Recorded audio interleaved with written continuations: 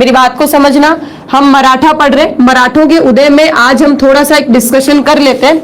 हालांकि चार्ट के फॉर्म में समझाऊंगी, सुन लो स्टोरी के फॉर्म में हुआ क्या, क्योंकि इतने महत्वपूर्ण नहीं है। बहुत लंबा शासनकाल, बहुत लंबा चलेगा, इतना ज्यादा कंटेंट डिटेल में नहीं लेंगे। हमने शिवाजी को अच्छे से पढ़ा था, क्वेश्चन अच्छे आ जाते हैं, इसलिए हमने शिवाजी को अच्छे से पढ़ लिया था। शिवाजी की बात करते हैं तो शिवाजी का जो निधन है वो हमने पढ़ा था 1680 में। शिवाजी के निधन के बाद अब हम बात कर लेते हैं, वो है दो। शिवाजी के मुख्यतः दो पुत्र, ठीक है। एक का नाम आपने सबने सुना होगा शांभाजी, और दूसरा पुत्र था आपका राजा राम। ये दो पुत्र थे। हुआ क्या, शिवाजी का निधन हो गया था। शिवाजी के निधन के बाद में हालांकि अस्थायी रूप में कुछ समय के लिए राजा राम को बनाया तो गया था, बात को ध्यान से सुनना, अस्थायी रूप में कुछ समय के लिए राजा राम को बनाया तो गया था, ठीक है, परंतु उसके बाद संभाजी वापस आ गए थे। बात को ध्यान से सुनना, संभाजी जो थे वो वापस आ गए थे। तो एक तरह से देखा जाए तो ये बड़ा पुत्र था, अधिकार इसने प्राप्त किया, तो राजा कौन बना, संभाजी जो है वो राजा बने 1680 में। 1680 से लेकर 1689 तक 89 तक राजा कौन रहे, संभाजी रहे। अब आगे ध्यान से सुनना, और संभाजी के बाद में 1689 से लेकर 1700 तक राजा कौन बना, 1700 तक राजा कौन बना, राजा राम बना। आगे देखो क्या होता है, राजा राम का पुत्र होता है जिसका नाम है आपका शिवाजी द्वितीय, ठीक है। और राजा राम की पत्नी या कह सकते हैं इस पुत्र की जो माता थी उसका नाम था ताराबाई। तो ध्यान से सुनना, इन दोनों ने मतलब ताराबाई जो है उसने अपने पुत्र को बिठा दिया, इन्होंने शासन किया है 1700 से लेकर 1707 तक। कैसे हुआ, क्या हुआ, स्टोरी के फॉर्म में समझाऊंगी। अभी देखो, केवल तुम नाम देखो, कौन बेटा है, कौन पुत्र है, कौन शासन कर रहा है, कभी ये शासन कर रहे हैं, कभी इधर आ गया, कभी इधर चला गया, कभी इधर चला गया, ठीक है। तो शासन के फॉर्म में क्या चेंजेस होते हैं। तो साहब जी, अब देखो इसके साथ क्या होता है, ध्यान से सुनना, हुआ क्या, कंडीशन क्या हुई, किस तरह जो है वो इधर से इधर, इधर से उधर, इधर से उधर शासन शिफ्ट हो रहा है। शिवाजी चले गए। अब शिवाजी जब शासन कर रहे थे उस वक्त जो संभाजी थे, ठीक है ना, तो जो कह सकते हैं संभाजी थे, जो संभाजी हैं ये चले गए थे, शिवाजी को छोड़कर चले गए थे, एक तरह से विरोध किया था इनका, चले गए थे। परंतु जैसे शिवाजी का निधन हुआ ये वापस आ गए। ये वापस आए ना तो राजा इन्हें बनाना, क्योंकि ये सबसे बड़े पुत्र थे, इन्हें राजा बना दिया गया। किया क्या, संभाजी ने आपके जो औरंगजेब है, ठीक है, औरंगजेब का विद्रोह किया अकबर द्वितीय ने। वो अकबर नहीं, पहले वाला नहीं, औरंगजेब के जो शासन है, औरंगजेब के शासन को लेकर विद्रोह किया किसने, अकबर द्वितीय ने। और अकबर द्वितीय को इसने क्या दे दी थी, शरण दे दी। ध्यान से सुनना, क्या हुआ, अकबर द्वितीय जो थे वो औरंगजेब के खिलाफ थे। मुगलों में कौन थे, औरंगजेब थे। मुगलों में कौन थे, औरंगजेब थे। मैंने आपको कल भी बताया था, औरंगजेब जो है ये ध्यान रखना, क्योंकि ये जो मराठे हैं ना, ये मराठे औरंगजेब जब तक था तब तक दबे रहे थे। तो औरंगजेब का लगभग शासन शुरू हुआ है 1658 से लेकर 1707 तक, ठीक है, 58 से लेकर 1707 तक उनका शासन चला है। अब देखो, संभाजी जो थे अकबर द्वितीय को इन्होंने शरण मिली। जैसे इन्होंने इसको शरण दी, औरंगजेब ने इन पर आक्रमण कर दिया, और औरंगजेब के आक्रमण करने के बाद में इन्हें मतलब संभाजी को दिल्ली दरबार ले जाया गया। और वहां ले जाकर, ध्यान से सुनना, कुछ भी पढ़ लो, वहां ले जाकर कहीं किताबों में लिखा आता है कि कुछ समय बाद में उनका निधन हो गया। कुछ किताबों में लिखा आता है औरंगजेब ने संभाजी को इतना ज्यादा प्रताड़ित किया, मारा। और इसी संभाजी के साथ में इनका एक पेशवा था जिसका नाम था रवि कलंश, ठीक है, इन्हीं का एक पेशवा हमने कल पढ़ा था ना, कल हमने पेशवा पढ़ा था। पेशवा कौन था, एक तरह से मतलब छत्रपति जो है वो राजा के समान थे, छत्रपति राजा थे, और राजा की सभी कार्यों में सहायता, समस्त प्रशासन को देखने वाला, एक तरह से प्रधानमंत्री की तरह काम करने वाला कौन हुआ करता था, पेशवा। तो संभाजी थे, और संभाजी का पेशवा था रवि कलंश। ये दोनों दिल्ली दरबार में गए, और दिल्ली दरबार में लगभग 1689 में, ध्यान से सुनना, 1689 में संभाजी का हो जाता है निधन, ठीक है। 1689 में संभाजी का हो जाता है निधन। इधर औरंगजेब जो है वो इस बार फिर क्या करता है, मराठों की राजधानी रायगढ़ पर 1689 में आक्रमण करता है। और आक्रमण में राजा राम जो इसका भाई होता है वो तो जाता है भाग, राजा राम तो जाता है भाग। और इस संभाजी का जो पुत्र होता है साहू जी। ठीक है, ध्यान से सुनना। होता क्या है यहाँ, कंडीशन कैसे बदली। अकबर द्वितीय को शरण में रखा, इसका हर्जाना भुगतना पड़ा संभाजी को। औरंगजेब ने आक्रमण किया और संभाजी को दिल्ली दरबार ले जाया गया। ठीक है, कैद कर लिया यूं मान के चलो। उसी के साथ उनका पेशवा भी साथ में था, कवि कलंश। ये दोनों जो है दिल्ली दरबार में गए, इन्हें बंदी बनाया गया, प्रताड़ित किया गया और इसी प्रताड़ना के दौरान इनका निधन हो गया 1689 में। 1689 में जैसे ही निधन हुआ तो इधर राजा राम जो है वो तैयार हो गए कि मुझे अब मैं शासन करूंगा। ठीक है, क्योंकि अगर देखा जाए तो साहू जी जो थे वो केवल 7 वर्ष के थे। साहू जी जो थे, ठीक है, साहू जी जो थे वो क्या थे, केवल 7 वर्ष के थे। तो राजा राम ने कहा मैं शासन करूंगा। अब होता क्या है, ये शासन करने ही वाला होता है, इतने में औरंगजेब आ जाता है। और औरंगजेब जो इनकी राजधानी रायगढ़ है, ठीक है, रायगढ़ पर आक्रमण करता है। और आक्रमण कब करता है, 1689 में आक्रमण करता है। आक्रमण में ये राजा राम तो भाग जाता है, ये जो मराठा है राजा राम ये तो जाता है भाग, परंतु साहू जी और पुत्र मतलब जो संभाजी का जो परिवार है होता है, संभाजी का जो परिवार है जिसमें पुत्र भी होता है उनका साहू जी, ये औरंगजेब के हाथ लग जाते हैं। और औरंगजेब इन्हें बंदी बनाकर दिल्ली ले जाते हैं। कुछ किताबों में लिखा आता है बंदी बनाकर ले जाते हैं और वहां वो रखते हैं। कुछ किताबों में लिखा आता है कि औरंगजेब जो है वो साहू जी और उनके परिवार को सम्मान, पूरे सम्मान के साथ में दिल्ली में अपने पास अपने दरबार में रखते हैं, जिसमें साहू जी को 5000 का मनसब भी दिया जाता है। बात को समझे, 5000 का साहू जी को मनसब भी दिया जाता है और सम्मान उनको रखा भी जाता है।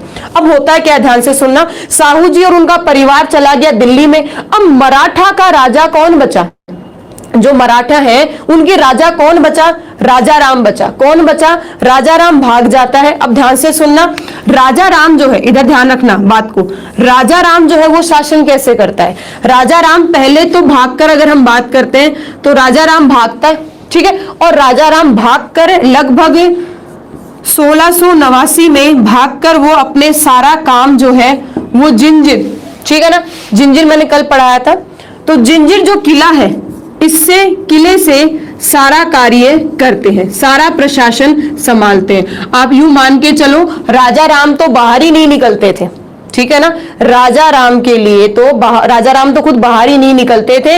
ये जो जिंजिर किले थे यहीं से सारा प्रशासन, देख रेख, सारे दिशा निर्देश, सारे आदेश जारी करते थे, सारा कंट्रोल यहीं से करते थे राजा राम।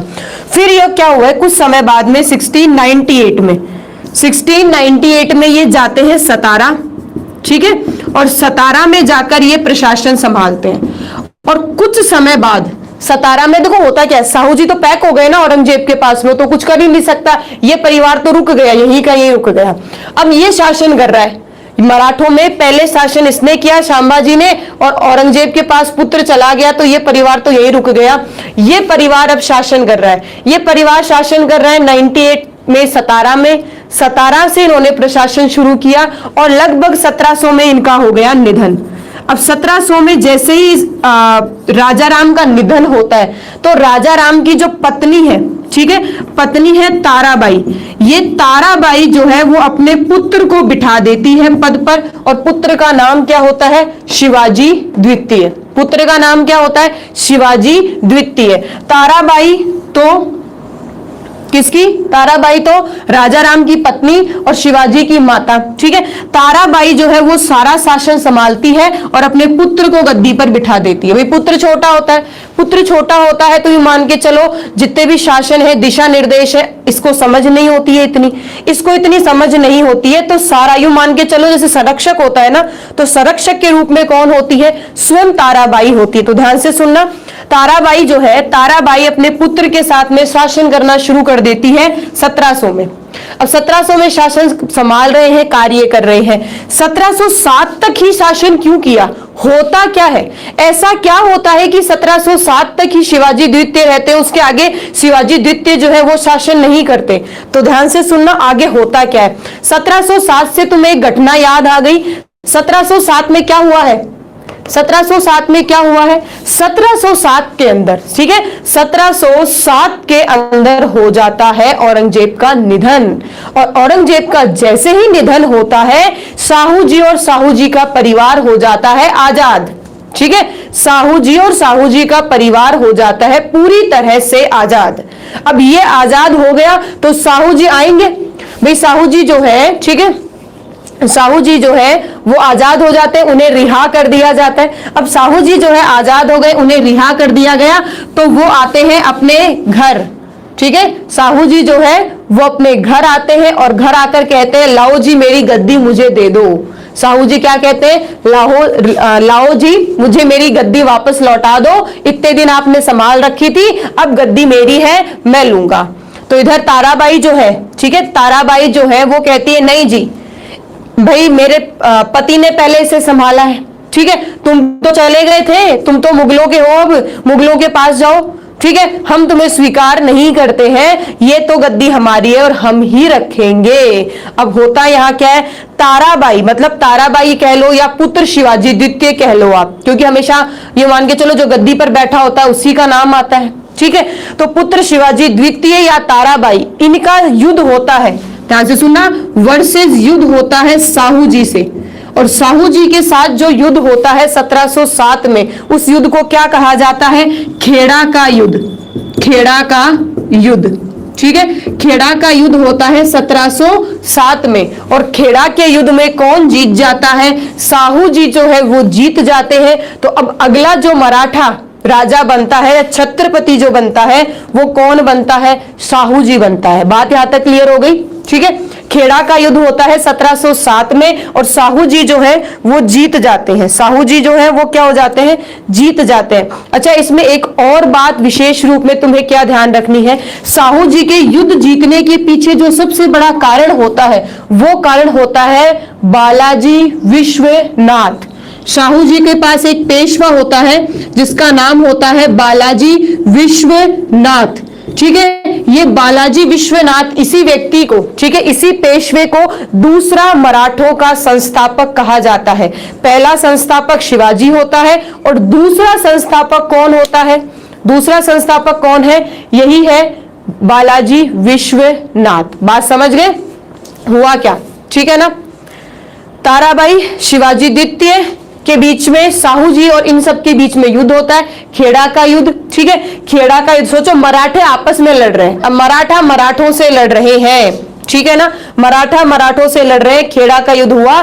खेड़ा के युद्ध में साहू जी के जीतने के पीछे एक सबसे महत्वपूर्ण कारण जो था, क्योंकि साहू जी हम बात करें अगर, तो साहू जी को युद्ध करने के लिए, युद्ध करना, षड्यंत्र करना, उसमें किस तरह प्रशासन संभालना चाहिए इनको नहीं पता, साहू जी को बिल्कुल नहीं पता। क्योंकि पहले तो पापा के लाडकोट में रहे, फिर औरंगजेब ले गया, तो इन्हें प्रशासन की तो कोई जानकारी नहीं है कि किस तरह युद्ध करना है, किस तरह काम संभालना है, इन्हें कुछ नहीं पता।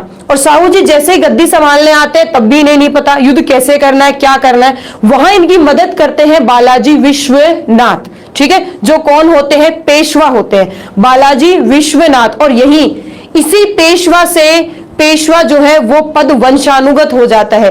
इसी पेशवा के द्वारा छत्रपति जो है वो केवल नाम मात्र के रह जाते हैं, वास्तविक रूप में जो शक्ति है वो पेशवा में निहित हो जाती है। बात समझ में आ गई, बात समझ में आ गई, पॉइंट ऐसे क्लियर होता है। ये आपके हुई, यहां लगभग मराठा में जो छत्रपति है ना वो उनका पद धीरे धीरे अब समाप्त हो जाता है, क्योंकि साहू जी ने गद्दी संभाल ली। और साहू जी गद्दी संभाल ली तो साहू जी जैसे गद्दी पर बैठेंगे ना, वो अपना सारा काम जो है, सारा दायित्व है, वो सारा किसको सौंप देंगे, विश्वनाथ को सौंप देंगे, पेशवा को। क्यों, क्योंकि साहू जी को जो है वो स्वयं कोई इतना ज्ञान नहीं होता कि प्रशासन को कैसे संभाला जाए, मैं क्या करूं क्या नहीं करूं।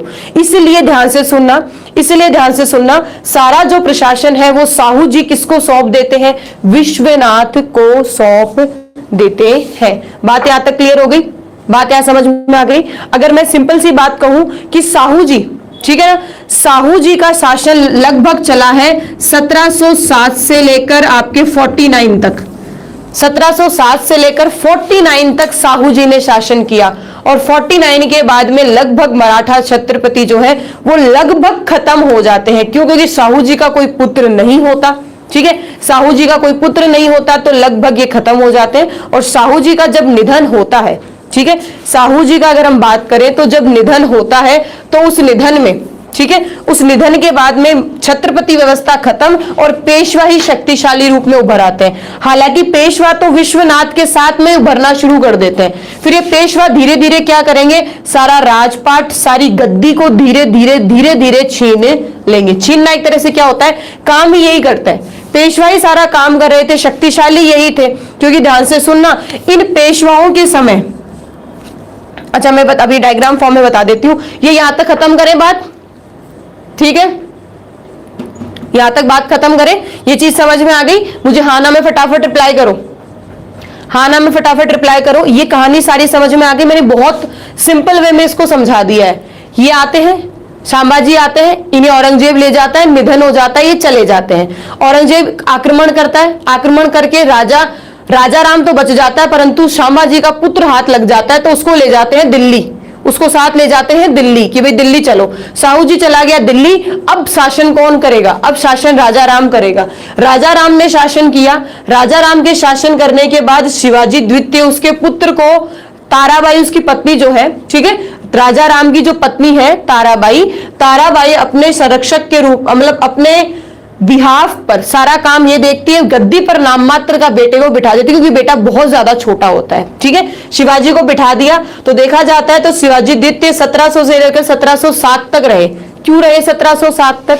वो 1707 तक इसलिए रहे क्योंकि औरंगजेब का निधन होते ही इधर जो है वो साहू जी को छोड़ दिया जाता है, साहू जी जो है वो रिहा कर दिया जाता है, उन्हें छोड़ दिया जाता है, वो आजाद हो जाते हैं।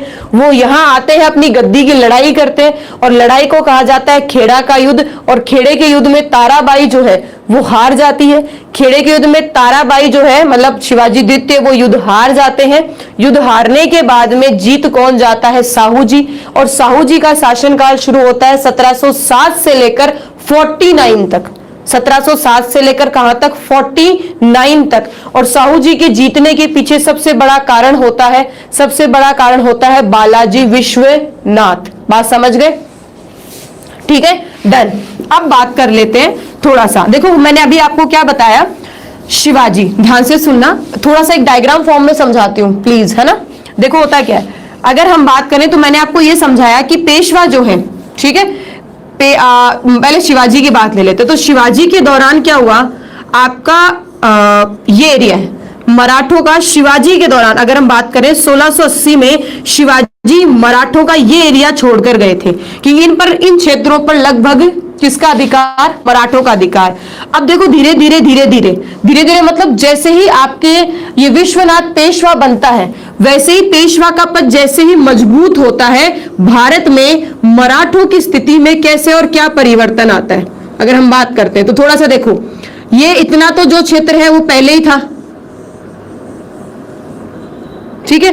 अब होगा क्या, ये इस तरह मराठों का जो क्षेत्र है, मतलब इस तरह क्या है, मराठे लगभग पूरे भारत पर छा जाते हैं, ये मराठों का क्षेत्र हो जाता है। ये लगभग यू मान के चलो 89 तक ये क्षेत्र रहता है।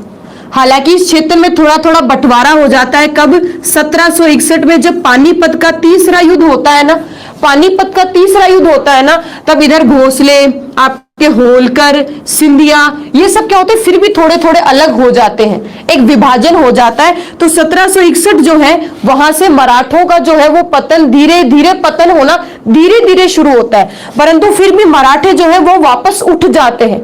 कुछ समय बाद क्या होता है, ठीक है ना, मराठे जो है वो उठ जाते हैं, सिंपल सी बात समझो। परंतु फिर जैसे ही उनके सामने आंग्ल मराठा युद्ध होता है, पहला, दूसरा, तीसरा, और तीसरे तक तो वो लगभग खत्म हो जाते हैं। ठीक है ना मराठे। तो बात समझ गए, ये लगभग शिवाजी इस क्षेत्र को छोड़ के गए थे। जैसे कि आप कभी भी मैप देखोगे ना तो मराठों का ये जो क्षेत्र होता है इसको भगवा रंग से दिखाया जाता है, क्योंकि मराठे जो है, शिवाजी जो है, उनका एकमात्र उद्देश्य था हिंदुत्व को बढ़ावा देना। ठीक है, हिंदुत्व को बढ़ावा देना, हिंदुत्व साम्राज्य का विस्तार करना उनका मुख्य कारण था। इसीलिए शिवाजी और औरंगजेब की टक्कर चलती थी। औरंगजेब मुसलमान कट्टरवादी थे, ठीक है, और शिवाजी जो है वो कट्टरवादी तो नहीं थे, एक तरह से वो हिंदुत्व को बढ़ाना चाहते थे, हिंदुत्व को, साम्राज्य को फैलाना चाहते थे। तो कभी भी आपको मराठाओं का साम्राज्य देखने को मिलता है तो वो मुख्यतः भगवा रंग से दिखाया जाता है। इसके पीछे रीजन यही होता है, वो हिंदुत्व के जो है उसको बढ़ाना चाहते थे। अब ये मराठों का क्षेत्र हो जाता है कब? पेशवाओं के समय, क्योंकि पेशवाओं की अगर मैं बात करूं तो आपके यहाँ बालाजी विश्वनाथ, अच्छा दूसरे आते हैं बाजीराव, नाम सुना होगा, मूवी देखी होगी बाजीराव मस्तानी बाजीराव प्रथम, ऐसा पेशवा जो न जाने कितने युद्ध उसने लड़े। ये लगभग आप जो क्षेत्र विस्तार देख रहे हो ना, मालवा का, इधर गुजरात का, ये सारा मालवा, गुजरात, बड़ौच, ठीक है, बुदेलखंड, ये सारा क्षेत्र जीता किसने है? बाजीराव प्रथम ने। उसके बाद में बाजीराव प्रथम के बाद में धीरे धीरे जैसे ही मान के चलो वंशजों में टकराव या हस्तक्षेप या कह सकते लड़ाई होनी शुरू होती है, वैसे वैसे आगे चलकर धीरे धीरे मराठा जो है वो पतन की ओर बढ़ते हैं। बात समझ गए? देखो ये यहां तक क्लियर होती है कहानी। अब बात समझो, शिवाजी के साथ मैंने आपको, साहू जी को मैं यही खत्म करूंगी, ठीक है ना। साहू जी जो है वो काम करते हैं, काम तो क्या करते हैं, अपना सारा काम सौंप देते हैं किसको? पेशवाओं को। यहां ध्यान से सुनना, साहू जी जो है, यहां अगर हम सिंपल सी बात करें तो साहू जी, ठीक है, साहू जी का शासनकाल चला 1707 से लेकर 1749 तक, ये इनका शासनकाल चला है। इसमें उन्होंने क्या किया है, सारे जो अधिकार हैं अपने, सारे जो अधिकार हैं वो पेशवा को दे दिए, ठीक है, सारे अधिकार पेशवा को दे दिए, जो कि छठा पेशवा था। पेशवा कौन सा था? छठा पेशवा था, और जिसका नाम क्या था? बालाजी, अभी मैंने बताया बालाजी विश्वनाथ, ठीक है, बालाजी विश्वनाथ को उन्होंने लगभग सारे अधिकार उन्होंने दे दिए, सारे अधिकार उन्हें दे दिए।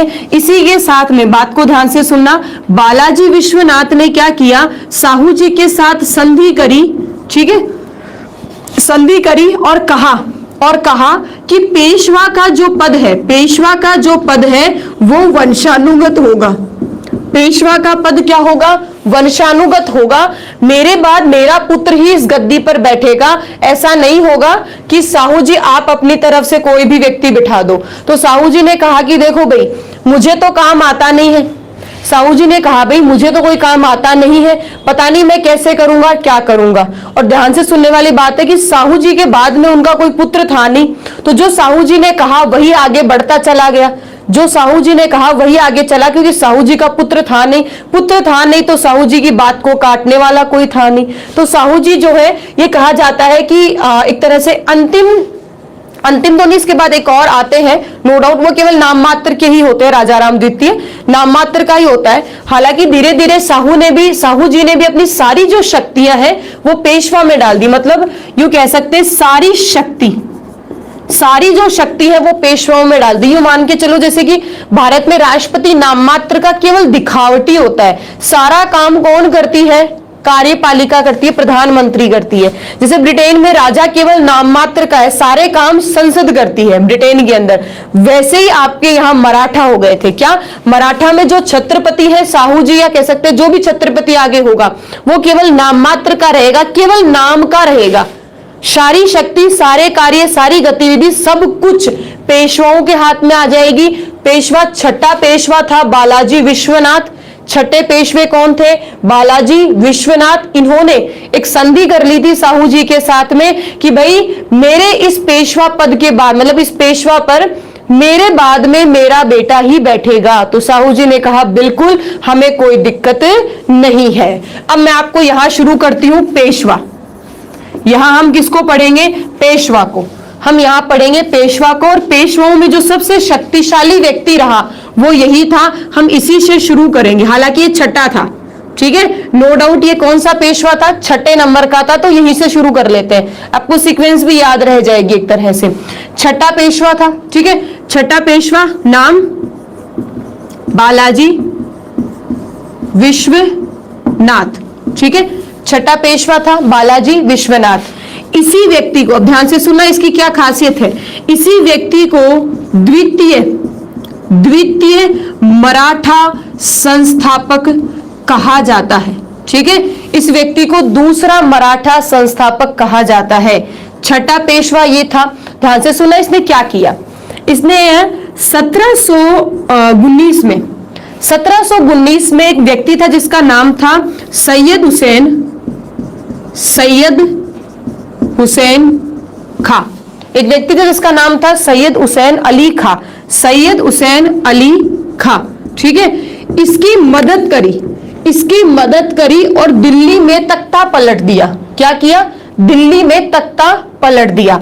दिल्ली में फर्रुख सियर था, ठीक है, फर्रुख सियर था, उसको तो हटाया, ठीक है, उसकी हत्या की, उसे तो हटा दिया और हटाकर पद पर किसको बिठा दिया, सैयद हुसैन अली खां को। ये किसने किया, ये काम किया बाजीराव विश्वनाथ ने। देखो होता क्या है, आप यूं मान के चलो कि लगभग अगर 1719 की बात है, इसका मतलब ये है कि अंग्रेज जो है वो धीरे धीरे अपना व्यापार बढ़ा रहे हैं, और मराठा जो थे मैंने तुम्हें पहले कहा, मराठों की एक नीति थी, जाते युद्ध करते और युद्ध से जो मतलब जहां आक्रमण करते वहां से लूट ले आते। तो उनको मतलब किससे था, पैसों से था। और इनको ये भी था, मराठों को ये भी पता था, पेशवाओं को ये भी पता था कि मुगलों में कोई इतना शक्तिशाली ताकतवर राजा ही नहीं बचा, मुगल लगभग खत्म है। तो मुगल मतलब दिल्ली के अगर उस गद्दी के ऊपर जिस व्यक्ति का मतलब जिसका समर्थन करने वाला व्यक्ति बैठा होगा वो फायदे में रहेगा। तो यहाँ बालाजी विश्वनाथ ने क्या किया, सैयद हुसैन अली खां जो है उसको फर्रुख सियर को तो हटाया, ठीक है, फर्रुख सियर को तो दिल्ली के उससे पद से हटाया, और अगला मुगल बादशाह, अगला जो बादशाह दिल्ली का जो बादशाह, वो किसे बना दिया, सैयद अली खां को। क्यों, क्योंकि अब आगे चलकर जो है वो मुगल कम से कम मराठों को परेशान नहीं करेंगे। इसी के साथ में एक और महत्वपूर्ण बात थी, वो बात क्या थी, वो ये थी कि दक्कन, होता क्या है, जब कभी भी मुगल और मराठों के बीच में संधि होती थी, मुगल और मराठों के बीच में जब कभी भी संधि होती थी ना, गौर से देखना, इन दोनों के बीच में जब भी संधि होगी हमेशा इसके फेवर में होगी। फेवर हमेशा किसका होगा, ठीक है, फेवर हमेशा किसका होगा, फेवर हमेशा इसका होगा। ये बेचारे हमेशा पिसते थे, अब नहीं होगा ऐसा। अब देखना, अब जो है अब नहीं होगा। जब दक्कन, ठीक है ना, संधि की गई थी तो इसमें यह कहा गया था कि दक्कन के जो 6 सूबे हैं, ध्यान से सुनना, दक्कन के जो 6 सूबे हैं, उन 6 सूबों में, ध्यान से सुनना, दक्कन के जो 6 सूबे हैं, उन 6 सूबों से मैंने आपको कल बताए थे 2 तरह के टैक्स थे, ठीक है, मैंने आपको बताए थे 2 तरह के टैक्स थे। 2 तरह के टैक्स में एक था चौथ व एक था सरदेशमुखी, ठीक है। तो यूं कह सकते हो मराठों को यहां से कर वसूलने का अधिकार प्राप्त हो गया। क्या हुआ, मुगल और मराठों के बीच में एक संधि हुई, ठीक है। इसमें क्या कहा गया, उस संधि में यह था कि दक्कन के जो 6 सूबे हैं, ठीक है, दक्कन के जो 6 सूबे हैं, उन सूबों में चौथ और सरदेशमुखी टैक्स जो है वो मराठे लेंगे। कर कौन लेंगे, मराठे प्राप्त करेंगे, मुगलों को प्राप्त नहीं होगा। बात समझ गए, मराठे टैक्स लेंगे, मुगलों को टैक्स नहीं दिया जाएगा। बात समझ गए। अब आगे देखो, ये बालाजी विश्वनाथ की बात है। अब बालाजी विश्वनाथ जो है उनका शासन के कब तक, तो अगर देखा जाए तो पेशवा के रूप में, ये शक्तिशाली रूप में इन्होंने काम किया है लगभग 1713 से लेकर 1720 तक, ठीक है, 1713 से लेकर 1720 तक इन्होंने मुख्य रूप में काम किया। मतलब एक पेशवा, एक शक्तिशाली पेशवा अगर देखा जाए तो इन्होंने पेशवा मुख्य रूप में, हालांकि 1707 में जब साहू जी युद्ध करते हैं, ये उसी वक्त साहू जी के साथ में आ तो जाते हैं, परंतु उस वक्त इतनी शक्ति प्राप्त नहीं होती है इन्हें। 1713 से ये शक्तिशाली रूप में, मतलब छत्रपतियों तो कर देते हैं नाम मात्र, और वास्तविक रूप में अब यहाँ पेशवा, मराठों में पेशवाओं का शासन शुरू हो गया अब, ठीक है। और उन्हीं शासन में सबसे पहला व्यक्ति आता है बालाजी विश्वनाथ। 1713 से लेकर 1720 तक इस व्यक्ति ने काम किया है। अब मैं थोड़ा सा एक काम करती हूं आपको, जैसे कि पहले स्ट्रक्चर के फॉर्म में समझाया कौन किसका बेटा और कौन किसका भाई, ये थोड़ा सा अगर आप एक साथ पढ़ लोगे ना तो थोड़ा सा आसान हो जाएगा समझना। क्योंकि जब मैंने भी पहली बार इसे पढ़ा था तब मेरे लिए भी बहुत ज्यादा कंफ्यूजिंग था, ये कौन भाई आ रहा है, कौन बेटा आ रहा है, क्या हो रहा है, क्या नहीं हो रहा है। तो थोड़ा सा अपन इधर इसको डायग्राम फॉर्म में एक बार समझ लेते, थोड़ा सा आसान होगा समझना। होता क्या है देखो, एक व्यक्ति, शॉर्ट ही नाम लिख दूंगी मैं, ज्यादा सही रहेगा। अगर देखा जाए तो ये है आपके विश्वनाथ, ठीक है, 1713 से लेकर 20। अब विश्वनाथ के बाद में, ठीक है, विश्वनाथ के बाद में अगला व्यक्ति कौन है? बाजीराव प्रथम। अगला व्यक्ति कौन है? बाजीराव प्रथम। आपने मूवी देखी ना बाजीराव मस्तानी वाली, वो यहीं से थी, ठीक है, वो मूवी इसी की थी, मान के चलो। इसका शासनकाल चला है 1720 से 40, 1720 से 40। अब इसके बाद में देखो, अब बाजीराव के दो बेटे आएंगे, ठीक है, बाजीराव के अब दो पुत्र होंगे। बाजीराव के दो पुत्रों में एक का नाम है रघुनाथ। यही व्यक्ति है जिसके कारण यही व्यक्ति था जिसके कारण प्रथम आंग्ल मराठा युद्ध हुआ था। अच्छा, दूसरा व्यक्ति कौन था? दूसरा व्यक्ति था बालाजी बाजीराव। दूसरा व्यक्ति कौन था? बालाजी बाजीराव, ठीक है। अब देखो इसके नाम को कॉम्बिनेशन कर दिया। अब बालाजी बाजीराव जो है, होता क्या है, 1720 से लेकर 40 तक ये काम करते हैं, ठीक है, बाजीराव प्रथम।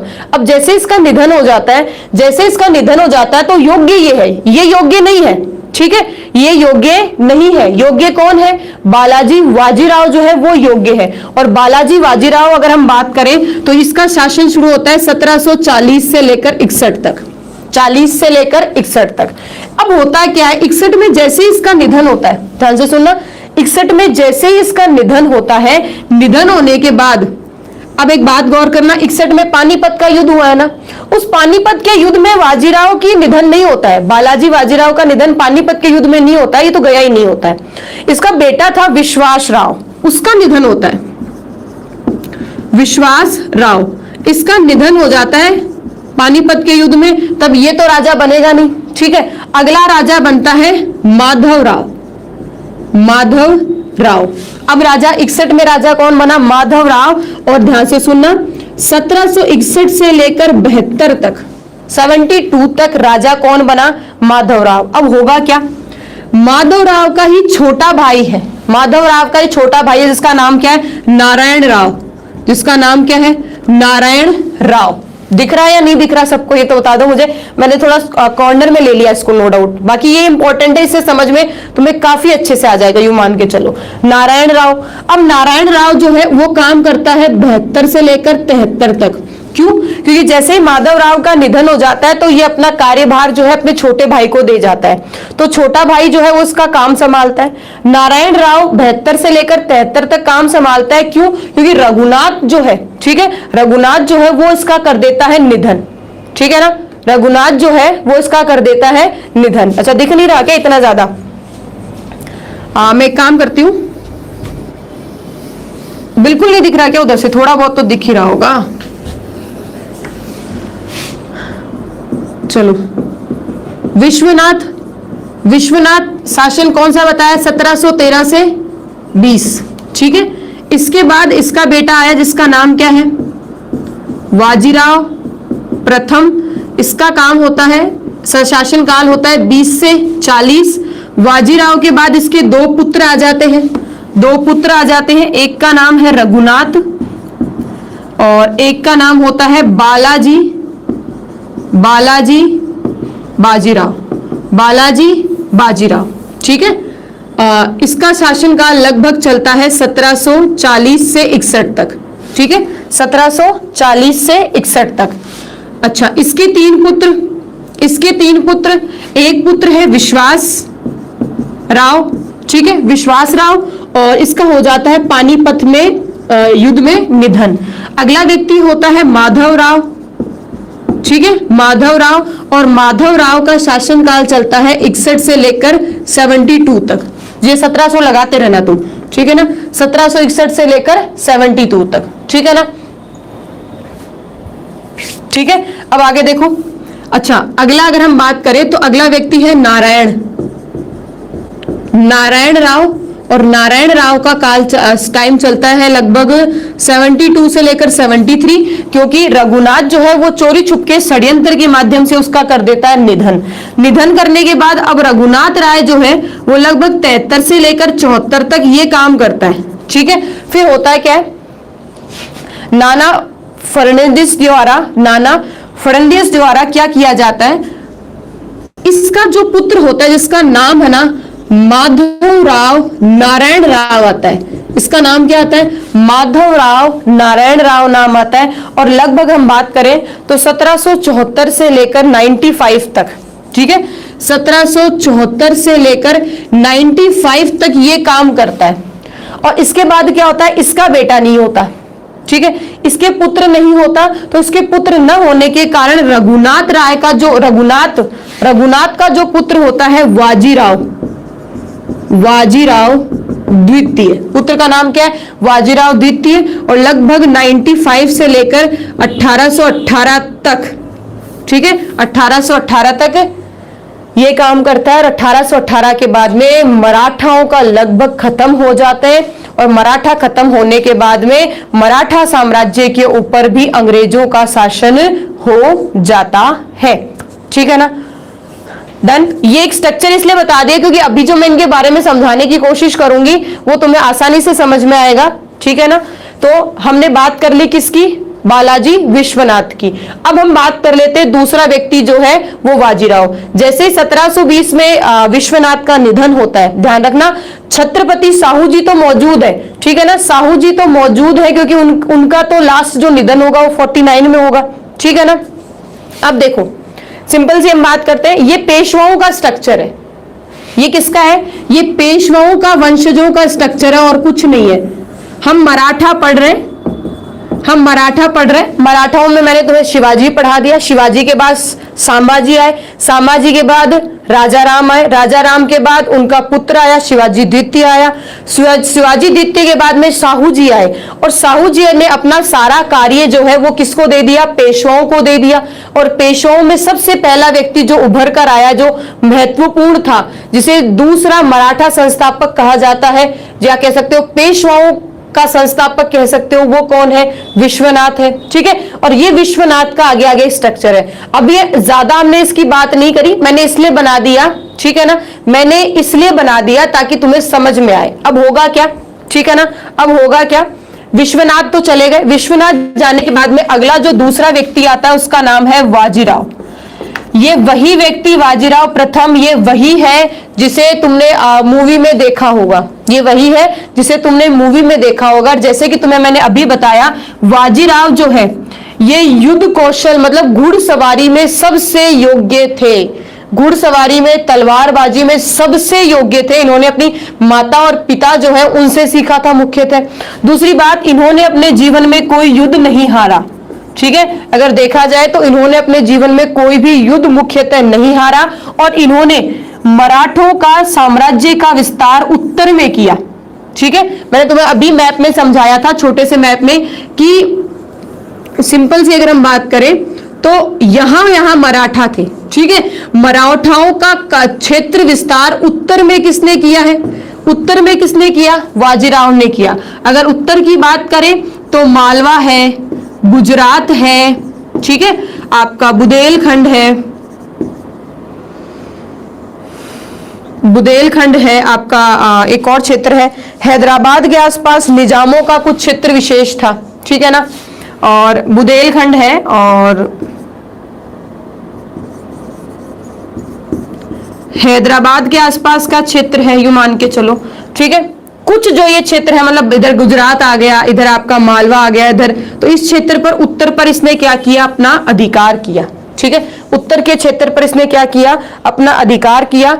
और इसी अधिकार के साथ में धीरे धीरे इसने लगभग, ठीक है, लगभग अगर हम बात करें, भोसले है, सिंधिया है, होलकर है, ठीक है, इनके क्षेत्रों पर भी इसने क्या किया, अपना अधिकार कर लिया। जैसे सिंधिया है, वो कहां, ग्वालियर विशेष के आसपास के ग्वालियर के पदों पर, जो ग्वालियर था वहां कौन थे, सिंधिया थे। तो इसने क्या किया, लगभग लगभग यूं मान के चलो, बाजीराव प्रथम के समय ना मराठों का जो विस्तार है ना वो बहुत जल्दी हुआ। यहां तक कि ये और बता दूं कि इसने अपना काम जो है ना, इसने अपना पद केवल 20 वर्ष की उम्र में संभाल लिया था, ठीक है। जब इनका पिताजी का निधन हुआ था, जब इन्हें पेशवा बनाया गया था, तब ये केवल मात्र 20 वर्ष के थे। और हमारे आजकल के नौजवान जो है ना, वो 25 साल के बाद में तो संभालते कि अच्छा हम बड़े हो गए। 25 साल तक तो उन्हें लगता है कि नहीं, हम तो छोटे छोटे बच्चे हैं, अभी तक हम तो काम कैसे करेंगे, ठीक है। अब होता क्या है, ध्यान से सुनो। अच्छा, इनके लिए हालांकि बाजीराव प्रथम के बारे में अगर मैं पढ़ाऊं ना तो एक पूरी क्लास ले सकती हूँ चाहे से। इनकी जीवनी भी बहुत लंबी चौड़ी है, और इनके जो विजय है, ठीक है ना, इनकी जो विजय है वो न जाने, मगर इस पूरे क्षेत्र पर उन्होंने जीत हासिल करी, अलग अलग समय पर, ठीक है। अलग अलग समय पर इन्होंने अलग अलग अपनी जीत हासिल करी। उसी में एक कई बार एग्जाम में आ जाता है, 1733 में जंजीरा सिंधियों को भगाने के लिए एक अभियान, इनके विरुद्ध एक अभियान चलाया था। कब, 1733 के अंदर। यही 1737 में इन्होंने दिल्ली, मतलब दिल्ली में भी इन्होंने छापा मारा, मतलब युद्ध किया, आक्रमण किया और आक्रमण करके लूट लिया, ठीक है। 37 में भी दिल्ली पे छापा मारा। मैंने इसलिए बताया क्योंकि लगभग 37 के आसपास 2 या 3 साल बाद में इनका क्या हो गया था, निधन हो गया था। 1740 में इनका हो गया निधन। अब 1737 में दिल्ली पे छापा मारा, आक्रमण किया और आक्रमण करने के बाद में जो पैसा था वो लूट कर ले आए। बात यहां तक क्लियर होती है। ये हो गया आपका बाजीराव प्रथम, सबसे योग्य, कोई युद्ध नहीं लड़ा, ठीक है। सबसे ज्यादा मराठों का विस्तार इसी ने किया है। अब आगे देखो, मतलब ये जहां भी युद्ध करता ना, ये जीत कर ही आता। इसके हारने का तो कोई सोच ही नहीं सकते थे कि ये हार भी सकता है क्या।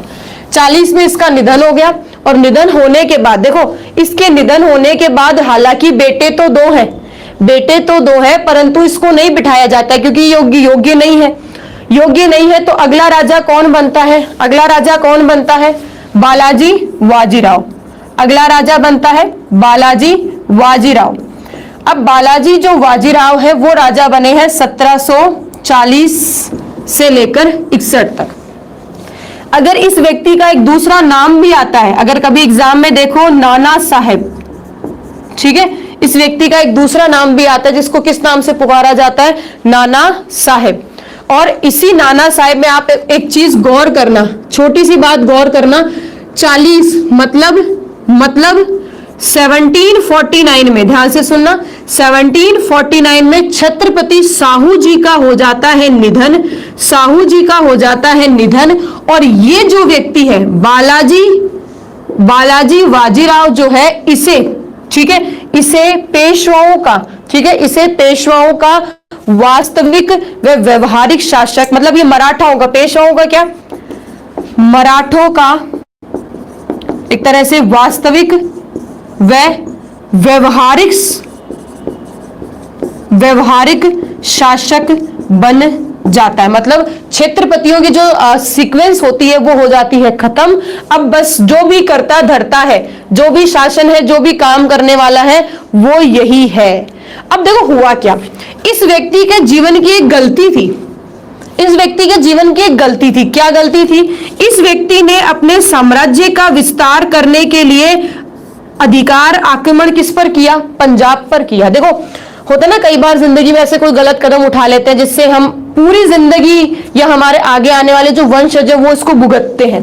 पूरी जिंदगी या हमारे आगे आने वाले जो वंशज है वो इसको भुगतते हैं। क्या किया इसने? क्या इससे गलती हुई है? क्या गलती हुई इससे? ध्यान से सुनना। पंजाब पर, ठीक है, क्योंकि मैंने आपको बताया लगभग ये जो एरिया था, पंजाब का एरिया थोड़ा बचा हुआ था, तो इसने क्या सोचा कि अपने कार्य क्षेत्र का, मतलब अपना जो क्षेत्र का विस्तार है, पंजाब की तरफ चलते हैं, अब पंजाब को लूटते हैं। तो पंजाब की तरफ जब ये गया, तब पंजाब में जो शासक था वो अफगानों का सहायक था, मतलब अफगान जो शासक थे उनकी सहायता करता था। अब जैसे ही पंजाब के ऊपर इन्होंने आक्रमण किया, पंजाब पर आक्रमण किया, इसका मतलब किस पर आक्रमण किया? अफगानी शासक के ऊपर आक्रमण किया। क्यों? क्योंकि जो अफगानी शासकों की जो सहायता करता था पंजाब, अगर उस पर आक्रमण हो गया, ठीक है, अगर उस पर आक्रमण हो गया है, अगर उस पर आक्रमण हो गया तो अफगानी क्या चुप रहेंगे? क्या नहीं रहेंगे। तो इसने जब अपने कार्य क्षेत्र का विस्तार जो है वो पंजाब में करने का सोचा, तो इसने पंजाब पर आक्रमण कर लिया। आक्रमण करने के बाद ये बात अफगानियों को नहीं जची, और अफगानियों में अगर हम बात करें तो आपके यहां अब होता है, अगर ये पंजाब को नहीं छेड़ता ना, सिंपल सी बात समझो, अगर ये पंजाब को नहीं छेड़ते ना तो पानीपत का तीसरा युद्ध नहीं होता। ठीक है, होता क्या है? पानीपत का तीसरा युद्ध। पानीपत का तीसरा युद्ध कब होता है? पानीपत का तीसरा युद्ध कब होता है? जैसे कि मैंने तुम्हें पहले भी बताया था, 14 जनवरी, तो 14 जनवरी 1761 में ये पानीपत का युद्ध होता है। इस पानीपत के युद्ध में ध्यान से सुनना, ये तो जाता ही नहीं है, ये पानीपत के युद्ध में नहीं जाता, क्योंकि इन्हें शिवाजी जो है वो इतने ज्यादा जीत हासिल कर चुके होते हैं। शिवाजी जो है वो पहले से ही इतनी ज्यादा जीत हासिल कर चुके होते हैं कि उन्हें यूं लगता है कि हम तो हार ही नहीं सकते, हम तो हार ही नहीं सकते, हमारी हार हो ही नहीं सकती। इसलिए बाजीराव जो है वो तो जाता ही नहीं है, अपने पुत्र को भेज देता है। क्या करता है? अपने पुत्र को भेज देता है कि भाई तुम जाओ, क्या फर्क पड़ता है, जीतना तो हमें ही है। वो इतने ओवर कॉन्फिडेंस भी होते हैं कि कोई फर्क नहीं पड़ता, जीतना तो हमें ही है, तू जाया, कोई दिक्कत नहीं है। अब पानीपत के युद्ध में जो है ये तो जाता नहीं है, ये पुत्र जाता है, ये पुत्र जाता है और ये मारा जाता है। ठीक है, पुत्र जाता है और पुत्र मारा जाता है, पुत्र मारा जाता है। इसी के साथ में 28,000 जो सैनिक हैं, 28,000 जो सैनिक हैं वो भी मारे जाते हैं। और इसी पानीपत के तीसरे युद्ध से जो मराठा है वो पूरी तरह से विचलित हो जाते हैं, खंडित हो जाते हैं, टूट जाते हैं, बिखर जाते हैं, लगभग खत्म हो जाते हैं। पानीपत के युद्ध में ये बहुत बुरी तरह से हारते हैं, बहुत ज्यादा बुरी तरह से, मतलब उन्हें उम्मीद भी नहीं होती है, क्योंकि अफगान के जो सैनिक थे ना वो बहुत ज्यादा हाईली ट्रेंड थे, बहुत ज्यादा अच्छे खासे ट्रेनिंग उन्हें मिली थी, प्लस वो हर चीज को टेकल कर चुके थे, मतलब वो सारे वातावरण को, सारी समस्याओं को, क्योंकि आप देखो जो भी बाहर से आक्रमण करने वाला आता हम लगभग हार जाते हैं उनसे। ठीक है, लगभग हम हार जाते, क्यों? क्योंकि हम संपन्न थे, हमने कोई समस्या देखी नहीं है। सिंपल सी बात सोचो, एग्जाम में वो बच्चा ज्यादा पास होता है जिसने गरीबी, भूख देखी है, गरीबी देखी है, परेशानियां देखी है अपने जीवन में, वो बच्चा फिर भी एग्जाम क्लियर कर जाता है। रीजन इसके पीछे, क्योंकि उस बच्चे को पता है अगर मैं एग्जाम क्लियर नहीं करूंगा तो आगे आने वाले जो वंशज है, मेरा पूरा जीवन जो है वो भूख में बीत जाएगा, मैं अपने 2 वक्त की रोटी भी नहीं खा सकता। ठीक है, उसने वो समस्याएं झेली है, इसलिए वो क्या करता है, दिन रात पढ़ता है और सेलेक्ट हो जाता है। वही जो एसी में बैठता है आराम से, सुबह एसी चलाता है, शाम को एसी बंद करता है, या एसी पूरे दिन एसी में बैठा रहता है, जो चाहे वो किताब उसको मिल जाती है टाइम पर, क्या वो बच्चा पढ़ता है? नहीं, उसने कभी समस्या देखी नहीं तो वो पढ़ भी नहीं पाता। तो यहाँ यही होता है। आराम से अगर हम बात करें तो हम लोग जो है वो बड़े मजे में रहते थे। अफगानी जो सैनिक थे, अफगान के जो लोग थे, उनके सामने बड़ी समस्याएं रहती थी, कभी खाने के लिए, कभी पैसे के लिए, ठीक है, कभी रहन सहन को लेकर। तो इस समस्या के बीच में जो है हुआ क्या, अफगान सैनिक जो है, अफगान मतलब आपका जो व्यक्ति का नाम क्या था, मैं तो भूल गई, नाम तो बताओ। पानीपत के युद्ध में किस किस के बीच में हुआ था? मराठों और अब्दाली के बीच में, ठीक है ना, मराठे और अहमद अब्दाली के बीच में युद्ध हुआ था। अब्दाली जो है वो गए थे जीत और मराठे गए थे हार। यहां मराठे पूरी तरह से बिखर गए, यहां मराठों के पास में लगभग यूं मान के चलो कुछ नहीं बचा, वो हार गए पूरी तरह से। हारने के बाद में भी मराठे जो है, ठीक है, हारने के बाद में मराठे जो है वो फिर एक बार उठते हैं, ठीक है ना, वो फिर एक बार उठते हैं और उठकर फिर एक बार अपनी सेना बनाते हैं, अपने काम को संभालते हैं। ठीक है ना, ये क्लियर है? यहां बाजीराव नहीं जाते हैं, ध्यान से सुनना, एग्जाम में कई किताबों में लिखा आता है कि बाजीराव का पानीपत के तृतीय युद्ध में निधन हुआ या हत्या हुई या मारे गए। ऐसा नहीं था, ऐसा कुछ भी नहीं था, ठीक है ना, ऐसा कुछ भी नहीं था। बालाजी बाजीराव जो है वो युद्ध में नहीं जाते हैं, अपने पुत्र के निधन की खबर सुनते हैं, अपने 28,000 सैनिकों के मारे जाने की खबर सुनते हैं, अपने मराठा साम्राज्य को बिखरने की खबर सुनते हैं और मराठाओं का पतन होते हुए देखते हैं तो ये अपने कमरे में घुट घुट कर खुद ही मर जाते हैं, ठीक है ना। इनका खुद का इनके महल में ही निधन हो जाता है और बिल्कुल निधन होता है 1761 में। उसी समय तो पानीपत का युद्ध तो मान के चलो स्टार्टिंग में हो गया, पानीपत का जो युद्ध है वो तो स्टार्टिंग में हो गया एक तरह से देखा जाए, ठीक है। तो स्टार्टिंग में ये युद्ध हो जाता है तो सिंपल सी बात समझो, कुछ समय बाद में इनका भी निधन हो गया। अब बात यहां तक क्लियर होती है, यहां समझ में आ गई बात को।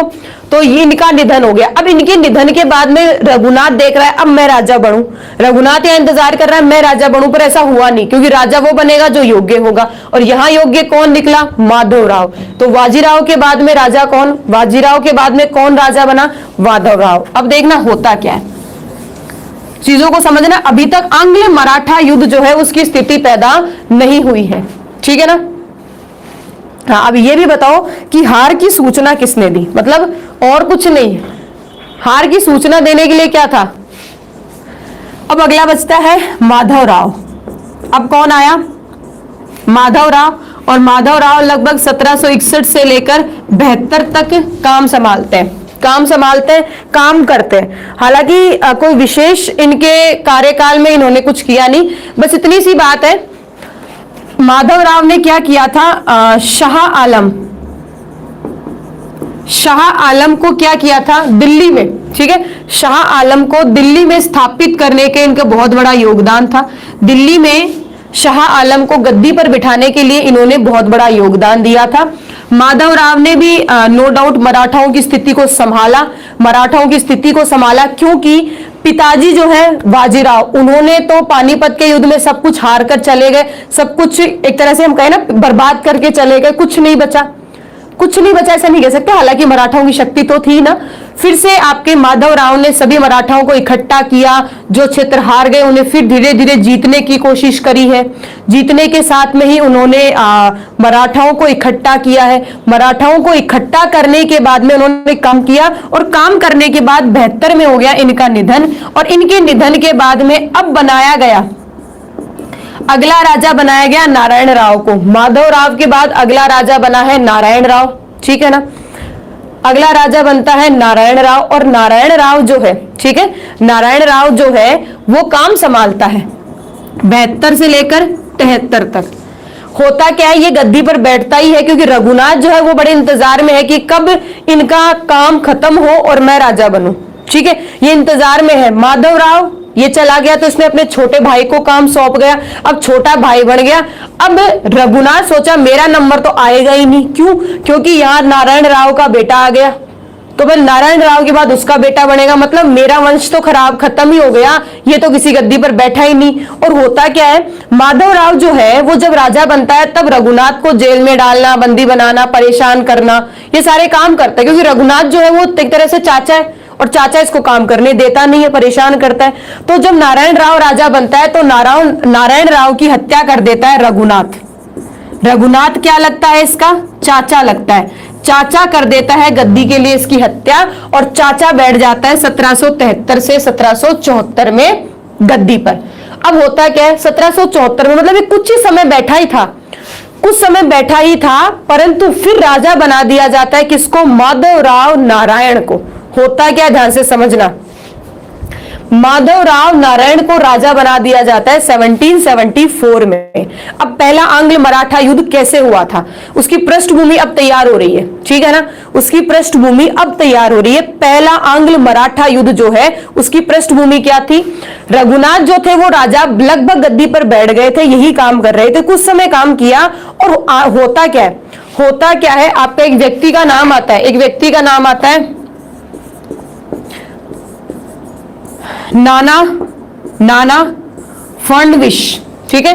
नाना फडणवीस जो है, इनकी सहायता, ध्यान से सुनो, इनकी सहायता से इनकी सहायता, इनकी कूटनीति से राजा बना दिया जाता है माधव राव नारायण को, और रघुनाथ को गद्दी से हटा दिया जाता है। रघुनाथ को गद्दी से हटा देने पर रघुनाथ को आता है गुस्सा, रघुनाथ भागकर चला जाता है अंग्रेजों के पास। ध्यान से सुनना, भागकर चला जाता है किसके पास? अंग्रेजों के पास। अच्छा, ये बात और ध्यान से सुन लेना, ये जो है वो माधव नारायण जो है वो बहुत छोटे थे, बहुत ज्यादा छोटे थे। तो इनका जो संरक्षक था, ठीक है, ध्यान से सुनना, इनका जो संरक्षक था वो कौन है? नाना फडणवीस। ठीक है, ये इनके क्या है? संरक्षक है। तो जो भी संधि, अब संधियां होंगी, ध्यान से सुनना, अब जो भी संधियां होंगी वो माधवराव नारायण के नाम पर होंगी, पर हस्ताक्षर कौन करेगा? हस्ताक्षर वो करेगा जो संरक्षक होता है। ठीक है, हस्ताक्षर वो करेगा जो संरक्षक होगा, और संरक्षक कौन है? नाना है। ठीक है, नाना फडणवीस है, तो ये हस्ताक्षर करेगा। नाम किसका आएगा? ये बात और ध्यान रखना, नाम किसका आएगा? जो गद्दी पर बैठा है। ठीक है, तो अब आप जैसे पढ़ोगे ना, पुरंदर की संधि, सालबाई की संधि, अभी जो संधियां पढ़ाऊंगी ना मैं, वो सारी संधियां नाम आएगा अंग्रेज वर्सेस माधवराव नारायण। ठीक है, परंतु उन पर हस्ताक्षर कौन कर रहा है? फडणवीस कर रहे हैं। हस्ताक्षर, सहमति, अनुमति कौन दे रहे हैं? फडणवीस दे रहे हैं। बात समझ गए? अब आगे देखना होता क्या है। अब हम आज शुरू करेंगे प्रथम आंग्ल मराठा युद्ध। ठीक है, आंग्ल मराठा वार, पहला आंग्ल मराठा वार। समय है इसका 74 से लेकर 82 तक, 75 है लगभग। इसका टाइम है 1775 से लेकर 82 तक। टाइम क्या है? 1775 से लेकर 82 तक, ये क्या है? इसका टाइमिंग है। अब होता क्या है, हुआ ये, ध्यान से सुनना, हुआ क्या, बहुत ज्यादा उलझने वाली चीज है, इसे कंफ्यूज मत होना तुम लोग। ठीक है ना, उलझाएगा भी, चीजें तुम्हें परेशान करेगा। कभी बंबई काउंसिल आएगा, कभी कलकत्ता काउंसिल आएगा। अब एक बात थोड़ा सा, जैसे कि मैं पहले तुम्हें पढ़ा चुकी हूँ, बंगाल की स्थिति पढ़ा दी मैंने। बंगाल की स्थिति पढ़ाते तुम्हारे दिमाग में कुछ कॉन्सेप्ट क्लियर हो जाने चाहिए। कॉन्सेप्ट ये है कि ये इधर कलकत्ता है। ठीक है, इस कलकत्ता में बैठी है कलकत्ता काउंसिल, और कलकत्ता काउंसिल में 1772 में गवर्नर जनरल, मतलब गवर्नर जनरल आ जाते हैं। हालांकि गवर्नर जनरल 1773 से चलते हैं। तो 1773 से गवर्नर जनरल है वॉरेन हेस्टिंग्स। ठीक है, इधर आपकी आती है बंबई काउंसिल। बात को ध्यान से सुनना, क्योंकि अब है ना वो गड़बड़ होगी, कभी ये आएगी, कभी ये आएगी, कभी ये आएगी, कभी ये आएगी। तो दोनों मैंने समझा दी। ये बंबई काउंसिल है, हालांकि इधर एक मद्रास काउंसिल और है, तसल्ली रखो। पर मद्रास काउंसिल ज्यादा नहीं करती है, वो चुपचाप अपना काम कर रही है। वो अपना क्या कर रही है? अपना काम कर रही है। तो ये मद्रास काउंसिल है, ये इधर चुपचाप काम करती है। ये जो पहला आंग्ल मराठा युद्ध होता है ना, ये इसमें इन दोनों की योगदान रहता है। होता क्या, ध्यान से सुनना, गड़बड़ क्या हुई, ये मद्रास गायब कर रही हूं मैं, अब ध्यान से सुनना होता क्या है। रघुनाथ जो है वो भागकर पहुंच जाता है कहां? अंग्रेजों के पास, और अंग्रेजों के पास भागकर सूरत की संधि करता है। ठीक है, सूरत की संधि करता है 1775 में। किसके बीच में हो रही है? अब मेरी बात को ध्यान से सुनना, किसके बीच में हो रही है? आपके रघुनाथ वर्सेस बंबई काउंसिल। मैंने अंग्रेज क्यों नहीं लिखा, कंपनी क्यों नहीं लिखा, क्यों नहीं लिखा? ठीक है ना, ठीक है, इसलिए नहीं लिखा क्योंकि आगे अभी देखो इससे लड़ाई होगी, फिर कभी ये आएगा, कभी ये आएगा, कभी ये आएगा, गड़बड़ करेंगे ये लोग। सूरत की संधि होती है, इसको राजपाट नहीं मिला, मतलब मिला फिर वापस छीन लिया। अब होता क्या है, रघुनाथ जो है वो जाता है अंग्रेजों के पास और कर लेता है सूरत की संधि। ठीक है, अंग्रेजों के पास जाता है 1775 में, संधि कर लेता है बंबई काउंसिल से। किससे? इससे, ध्यान से सुनना, इससे। जबकि ये अधिकता है, इसके पास शक्ति है। संधि कौन करेगा? संधि वो करेगा जो गवर्नर जनरल है, क्योंकि गवर्नर जनरल के नियंत्रण में बंबई मद्रास दोनों इसके नीचे आएंगी, दोनों इसके कंट्रोल में है। तो जो भी काम होगा वो ये फाइनल करेगा, ये फाइनल नहीं कर सकते। यहां बंबई काउंसिल ने सोचा यार मराठे मिल रहे हैं, और मराठों के साथ में देखो अधिकार क्या क्या मिल रहे हैं। ध्यान से सुनना मेरी बात को। यहां रघुनाथ के पास जाती है, ठीक है, बात को ध्यान से सुनना। रघुनाथ सूरत की संधि होती है, रघुनाथ बंबई वर्सेस इसमें। अब इस संधि में होता क्या है, इधर बना देती हूं मैं डायग्राम। तो ये कलकत्ता काउंसिल और ये आ जाएगा आपका बंबई काउंसिल, ठीक है। ये अंग्रेजों का है। अब ये अंग्रेजों का है, होता क्या है, रघुनाथ आता है यहां और बंबई से करता है सूरत की संधि, इससे करता है सूरत की संधि। देखो कभी इससे संधि होगी, कभी इससे संधि होगी, कभी इससे होगी, कभी इससे होगी। ये शक्तिशाली है, ये गवर्नर जनरल है और गवर्नर जनरल कौन है, हेस्टिंग से है।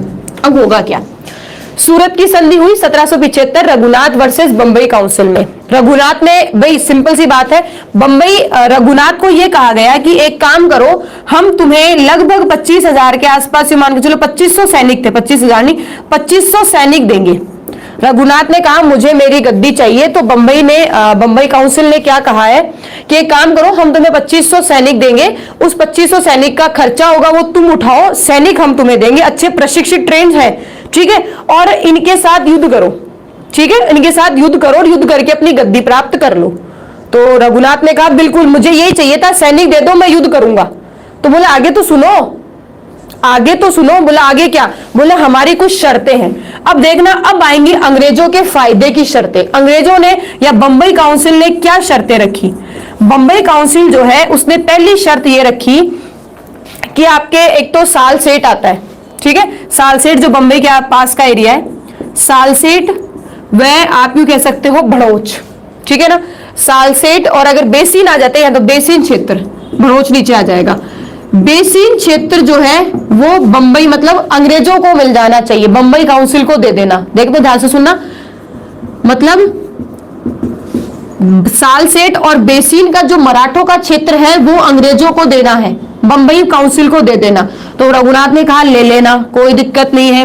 दूसरा इन्होंने कहा कि गुजरात, ठीक है, गुजरात व बड़ौच, ठीक है ना, बड़ौच से जो राजस्व आएगा, गुजरात और बड़ौच से जो राजस्व आएगा वो भी बंबई काउंसिल ही लेगी, ठीक है। जो टैक्स और जो कर होगा, मतलब गुजरात और बड़ौच से जो टैक्स आएगा वो भी बंबई काउंसिल ले लेगी। अगर गुजरात में बात करें तो गुजरात में मुख्यतः सूरत से आता था, पूरे गुजरात का नहीं, सूरत का कह सकते हो आप, ठीक है, सूरत और बड़ौच से जो टैक्स आएगा, जो राजस्व आएगा उस पर अधिकार होगा।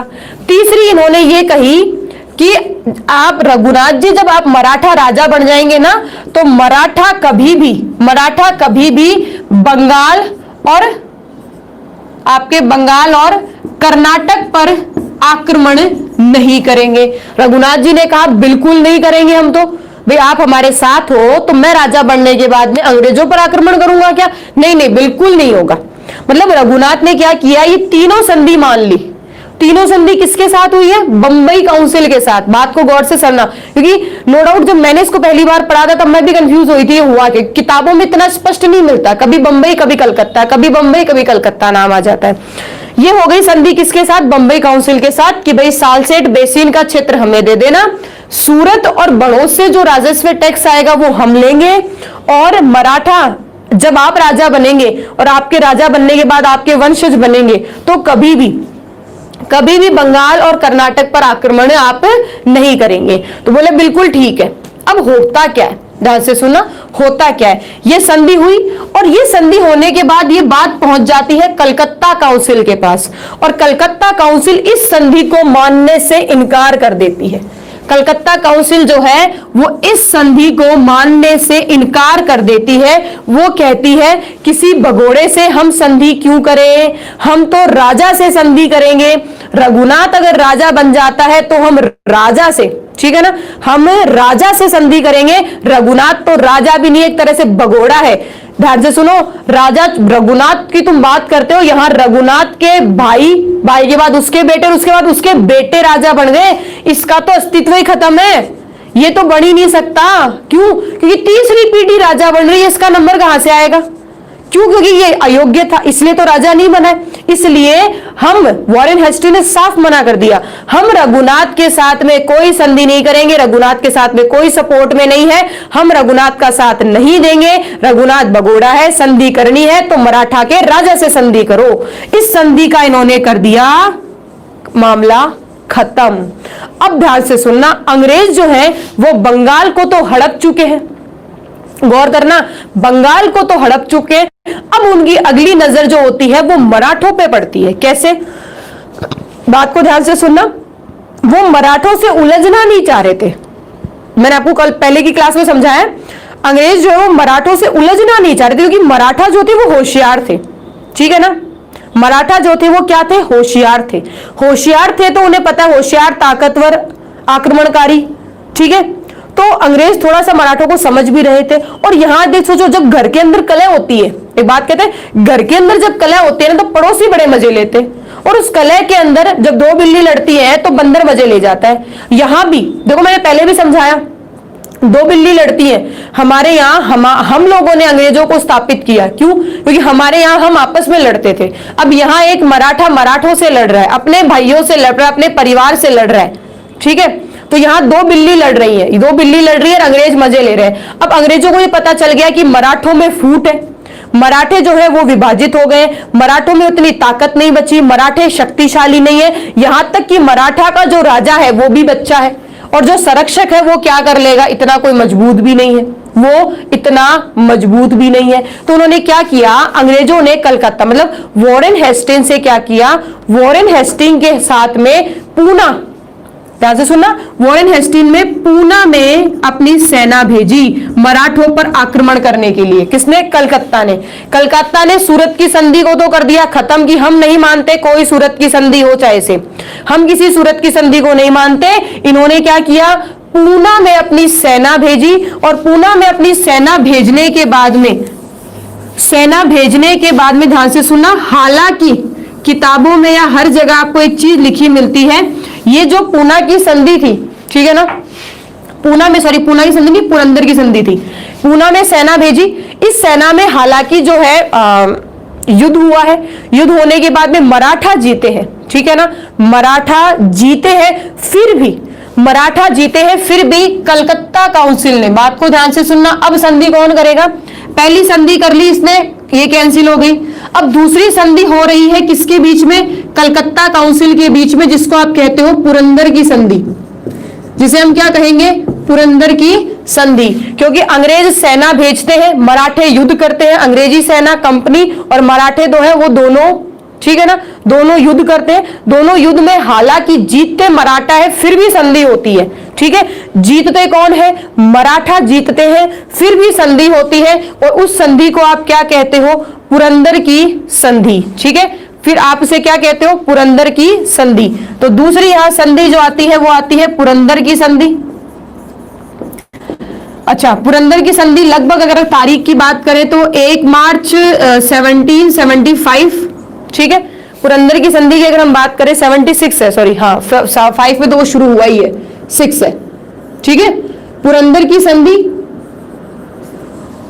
1 मार्च 1776 को होती है पुरंदर की संधि। पुरंदर की एक संधि हुई है 1665 में, और एक और संधि होती है वो है 1776 के अंदर पुरंदर की संधि हो गई।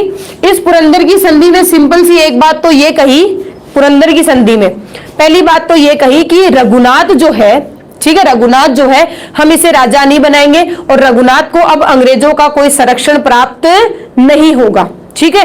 उसी के साथ में सालसेट और बड़ौच का जो एरिया था उससे राजस्व इकट्ठा करेगी अंग्रेज, ठीक है।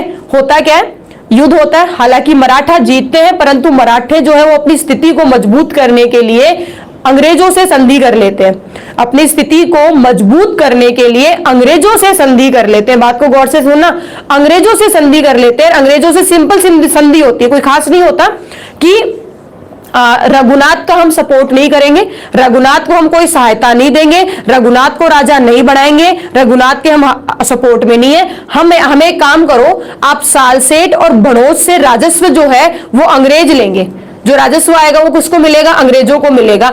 तो आपके यहाँ इस पर हस्ताक्षर करता है इसका संरक्षक नाना फडणवीस, ठीक है। नाना जो है वो साइन कर देते हैं कि ठीक है कोई दिक्कत नहीं है। तो ये हो गई पुरंदर की संधि। अब क्या होता है, फिर बात सुनना, ये पुरंदर की संधि करी किसने, कलकत्ता काउंसिल ने। अब होता क्या है, बात को गौर से सुनना। फिर लड़ाई छिड़ती है, फिर युद्ध होता है, फिर युद्ध होता है और वो युद्ध कौन करती है, वो युद्ध कौन करती है, वो युद्ध करती है बंबई काउंसिल। और बंबई काउंसिल जो है वो रघुनाथ का सपोर्ट करती है, क्योंकि बंबई काउंसिल को अपना फायदा दिख रहा है। वो सोचते हैं अगर रघुनाथ जीत जाएगा तो रघुनाथ हमारे हाथ के नीचे रहेगा, पूरा मराठा साम्राज्य हमारे हाथ के नीचे आ जाएगा। इधर कलकत्ता काउंसिल कहता है भाई ये भगोड़ा, इससे क्या बात कर रहे हो। बंबई सोचता है ये भगोड़ा तो है परंतु खून तो मराठों का ही है, खून तो मराठों का ही है। अगर कल को ये सत्ता में बैठेगा तो हमारा ही राज चलेगा, हमारा ही राज चलेगा, पूरा मराठा साम्राज्य बंबई काउंसिल के हाथ में आ जाएगा, जैसे चाहेंगे वैसे नचाएंगे हम लोग तो, ठीक है। इन्होंने इस चक्कर में क्या किया, इन्होंने अगर सिंपल सी बात करें तो इस चक्कर में फिर इन्होंने युद्ध किया है, ठीक है। फिर इन्होंने युद्ध किया और इस युद्ध में ध्यान से सुनना, इस युद्ध में इस बार मतलब यूं मान के चलो ये युद्ध न तो पूरी तरह से मराठों ने जीता न अंग्रेजों ने जीता, और ये युद्ध करता है बंबई काउंसिल। और फिर तीसरी संधि होती है बड़गांव संधि। तीसरी संधि कौन सी होती है, बड़गांव की संधि। भाई ये जो संधि होती है ये होती है किसके बीच में, मराठे में भी अगर मैं बात करूं तो माधवराव नारायण वर्सेस किसके बीच में, कलकत्ता काउंसिल के बीच में, ठीक है। कलकत्ता काउंसिल के बीच में फिर युद्ध होता है, फिर क्या होता है, फिर युद्ध होता है। और इस बार बंबई काउंसिल जो है वो क्या करती है, संधि करती है। इस बार बंबई काउंसिल संधि करती है जिसका नाम क्या है, बड़गांव की संधि, ठीक है, बड़गांव की संधि। और लगभग अगर हम बात करें तो बड़गांव की संधि है किसके बीच में, माधवराव नारायण, मतलब हस्ताक्षर तो कौन कर रहे हैं, हस्ताक्षर तो नाना फडणवीस ही कर रहे हैं, ठीक है। अगर सिंपल सी बात करें हस्ताक्षर तो वही कर रहे हैं। अब ये संधि होती है लगभग 1779 के अंदर और ये संधि हो गई बंबई काउंसिल के साथ में। मैंने तुम्हें कहा था ना पहले बहुत ज्यादा उलझेंगी चीजें, बहुत ज्यादा उलझेंगी, इसलिए पहले मैंने कहा था ये दोनों अलग अलग चल रही है कहानियां, तभी मैं इसको मैप से समझा रही हूं ताकि दिमाग में तुम्हारे साथ चले ये सारी चीजें। बड़गांव की संधि होगी 1779 में माधवराव और बंबई काउंसिल के बीच में। कलकत्ता काउंसिल ने फिर इस बड़गांव की संधि को मानने से मना कर दिया। अरे बोले तुम्हें समझाया था ना बंबई काउंसिल, ध्यान से सुनना, बंबई काउंसिल को डांट मारी। अरे तुम्हें समझाया था ना बंबई काउंसिल कि तुम मेरे नीचे काम कर रहे हो, कलकत्ता डरा रही है उनको, वॉरेन हेस्टिंग डरा रहा है। बोलो तुम्हें समझाया था ना कि तुम मेरे नीचे काम कर रहे हो, तुम्हें मेरी बात माननी है, तुम फिर संधि करके आ गए। मैं नहीं मानता इस संधि को, जब तक किसी संधि में मेरा समर्थन नहीं रहेगा, मेरा सपोर्ट नहीं रहेगा, तब तक तुम कोई संधि नहीं मानी जाएगी, मैं ही करूंगा संधि, तुम्हें करने का अधिकार नहीं है। तो बंबई काउंसिल ने चुपके से क्या कहा, बोले हमने तो आपके फायदा किया। क्यों, बोले ये जो मराठा थे ये पुरंदर की संधि का उल्लंघन कर रहे थे, जबकि पुरंदर की संधि का उल्लंघन किया था बंबई काउंसिल ने। पर बंबई काउंसिल को जब डांट पड़ी, बंबई काउंसिल को जब डांट पड़ी कि तुमने ऐसा कैसे किया, तुम बड़गांव की संधि कैसे कर सकते हो, तो बंबई काउंसिल ने कहा कि जो मराठे थे उन्होंने पुरंदर की संधि का उल्लंघन किया।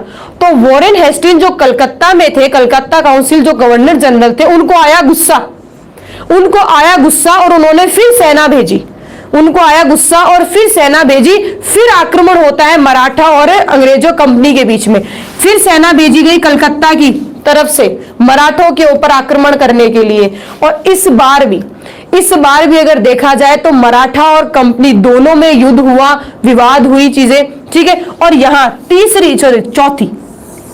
चौथी संधि होती है जो सबसे महत्वपूर्ण है, सालबाई संधि। इस संधि का नाम क्या है, सालबाई संधि। और इस सालबाई संधि में तीसरी संधि करने वाला, चौथी हो गई ना, चौथी संधि करने वाला कौन है, कलकत्ता काउंसिल। सालबाई की संधि समझ में आई मेरी बात को, ठीक है, समझ में आया कॉन्सेप्ट। बंबई ने सूरत संधि करी रघुनाथ के साथ, कैंसिल हो गई, कलकत्ता ने कैंसिल कर दी। फिर पुरंदर की संधि हुई कलकत्ता के साथ, चल रही थी संधि में, कोई गड़बड़ नहीं थी, परंतु बंबई काउंसिल ने क्या किया, जबरदस्ती मराठों पर अधिकार किया। तो उन्होंने सोचा रघुनाथ को बनाते राजा, चुपके से बना देते, क्या फर्क पड़ता है, ठीक है। और उस लड़ाई के अंदर वो युद्ध हुआ, और युद्ध होने पर फिर की बड़गांव की संधि, ठीक है। बंबई काउंसिल ने कर ली बड़गांव की संधि, और बड़गांव की संधि करी तो कलकत्ता काउंसिल ने फिर उन्हें मना कर दिया कि तुम फिर संधि करके आ गए, मैं नहीं मानता इस बड़गांव की संधि को। जिस तरह सूरत की संधि को समाप्त कर दिया, वैसे ही बड़गांव की संधि भी समाप्त है, मैं नहीं मानता बड़गांव की संधि को। तो बंबई काउंसिल ने कहा कि कलकत्ता वॉरेन हेस्टिंग्स जी, गवर्नर जनरल जी, आपने जो पुरंदर की संधि की थी, उस पुरंदर की संधि का उल्लंघन किया मराठों ने। तो बोले उनकी इतनी हिम्मत, बोले हाँ उन्होंने उल्लंघन किया। तो कलकत्ता गवर्नर जनरल ने सेना भेजी वापस, कहा मराठों के ऊपर आक्रमण करने के लिए, और सेना भेजी, और उस सेना में दोनों को ही लगभग यूं मान के चलो बराबर नुकसान हुआ, मराठों को भी काफी क्षति हुई और अंग्रेजों को भी काफी नुकसान हुआ। अंततः दोनों ही, ठीक है, अंततः ही, हालांकि एग्जाम में कोई ये कहता है कि मराठे जीते, कहीं आपको मिलेगा कंपनी जीती, मैं ये कहती हूं जीत हार किसी की नहीं हुई थी, सिंपल सी बात समझना, जीत और हार किसी की नहीं हुई थी। इनके बीच में छोटे छोटे युद्ध हो रहे हैं, किसी युद्ध में मराठा जीते, किसी युद्ध में कंपनी जीती, किसी युद्ध में मराठा जीते, किसी युद्ध में, युद्ध नहीं एक तरह से बैटल होता है, बैटल होता है। हालांकि बैटल और वार में डिफरेंस होता है, बैटल छोटा होता है, वार लंबा चलता है, ठीक है, वार जो है वो लंबा चलता है। तो ये है वार 75 से 82, ठीक है, और छोटे छोटे इनमें बीच में बैटल हो रहे हैं। अब बैटल होते हैं, बैटल में कोई जीत रहा है कोई हार रहा है, पर अगर मैं बात करूं प्रथम आंग्ल मराठा की, मैडम इसमें कौन जीता, फाइनल रिजल्ट बताओ इसका, तो इसका परिणाम जो है वो न मराठाओं के पक्ष में रहा न कंपनी के पक्ष में रहा, दोनों ही हारी और दोनों ही जीती। नो प्रॉफिट नो लॉस की कहानी रही इसके अंदर, न नुकसान, मतलब नुकसान हानि तो हुई परंतु किसी को लाभ नहीं हुआ, कोई जीता नहीं कोई हारा नहीं, दोनों बराबर रह गए, दोनों बराबर रह गए, दोनों ही वो लगा कि अब क्या करें। जब देखो 75 से लेकर 82 तक चल रहा है, तो यहां गवर्नर जनरल भी परेशान है, बोले क्या कर रहे हो, न जीत रहे हो न हार रहे हो, क्या कर रहे हो। तो यहां मराठा भी परेशान है, क्यों, मराठा भी परेशान हो। अंततः लास्ट में उन्होंने एक डिसीजन किया है, लास्ट में उन्होंने डिसीजन किया, और उस डिसीजन को क्या कहा, सालबाई संधि, कि भाई साहब अब हमसे तो लड़ाई नहीं होती। मराठों ने कहा हम भी नहीं लड़ सकते, कंपनी ने कहा हम भी नहीं लड़ सकते, बोले क्या करें, बोले एक काम कर लो, सालबाई की संधि करो, ठीक है। और ये सालबाई की जो आपकी संधि है ये 1782 में होती है, और इसी संधि के साथ में प्रथम आंग्ल मराठा युद्ध है उसको लग जाता है विराम, ठीक है, क्लास को नहीं लगा है, आंग्ल मराठा जो है उसको लग जाता है विराम। और ये लगभग अगर हम इस संधि की तारीख की बात करते हैं तो ये लगभग फिगर आ जाता है आपका 17 मई, अगर फिगर देखो तो 17 मई 1782, 17 मई 1782 में सालबाई की संधि होती है, और इस संधि की कुछ शर्तें होती है, इस संधि की कुछ शर्तें होती हैं, माननी पड़ेंगी। इस सालबाई संधि की शर्तों को थोड़ा गौर फरमा लेना।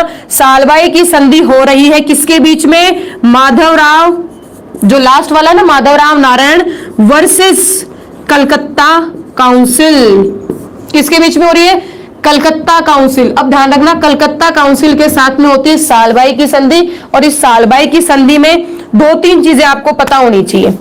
सालबाई की संधि में अगर मैं पहली बात करती हूं तो सालबाई की संधि में पहले ये सुन लो कि अंग्रेज जो है उन्हें क्या क्या मिलेगा, अंग्रेजों ने अपनी कौन कौन सी शर्त रखी, और उधर से मराठों ने अपनी क्या क्या शर्त रखी, क्या मराठों की शर्तें थी और क्या मराठों की शर्तें थी और क्या अंग्रेजों की शर्तें थी, सुन लो, क्योंकि न किसी ने जीता न किसी ने हारा, दोनों ही बराबर थे। मराठों ने कुछ शर्तें रखी और कुछ शर्तें जो है वो अंग्रेजों ने रखी। अंग्रेजों की जो शर्तें हैं वो अगर हम बात करें तो इन्होंने सबसे पहले ये कहा सालसेट, ठीक है, सालसेट और जो आपका क्षेत्र था किसका, भड़ोच का, ठीक है, सालसेट और भड़ोच पर राजस्व इकट्ठा करेंगे अंग्रेज। तो ध्यान से सुनना, क्या कहा, ये अंग्रेजों की है, ये किसकी है, अंग्रेजों की है। मतलब कलकत्ता काउंसिल ने कौन कौन सी शर्तें रखी थी, कलकत्ता काउंसिल की अंग्रेजों की पहली शर्त थी सालसेट और भड़ोच से जो राजस्व आएगा वो अंग्रेज लेंगे। बोला ठीक है ले लो, कोई दिक्कत नहीं है। दूसरी शर्त क्या थी, दूसरी शर्त ये थी कि अंग्रेज फ्रांसीसियों से कभी भी कोई भी, ध्यान से सुनना, अंग्रेज मतलब आप कि ये मराठा जो है, मराठा आगे इन भविष्य कभी भी कोई भी संधि करते हैं, किसी के साथ में भी करते हैं, चाहे फ्रांसीसियों के साथ ही करें, किसी के साथ में भी करें, चाहे फ्रांसीसियों के साथ करें या कोई अन्य संधि करते हैं, तो उस संधि में अंग्रेजों के बिना वो संधि नहीं होगी, अंग्रेज जो है वो संधि में साथ होंगे। ठीक है, बांध दिया कि अगर मराठा पूरे भारत में कभी भी आगे चलकर संधि करेंगे ना, तो उस संधि में फ्रांसीसियों से करो या कहीं भी करो, मुख्यतः उन्होंने फ्रांसीसियों पर जोर दिया था कि अगर तुम फ्रांसीसियों से कोई संधि करते हो, मराठा अगर फ्रांसीसियों को कोई संधि करते हो तो उसमें अंग्रेज साथ होंगे, अपनी मर्जी से संधि नहीं करोगे। बोला ठीक है, कोई दिक्कत नहीं है। इसके अलावा इन्होंने एक बात और कही थी, अंग्रेजों की एक तीसरी शर्त और थी कि तुम हैदर अली, पढ़ाया था ना आंग्ल मैसूर युद्ध, याद है क्या कुछ या पार्टियां साफ है?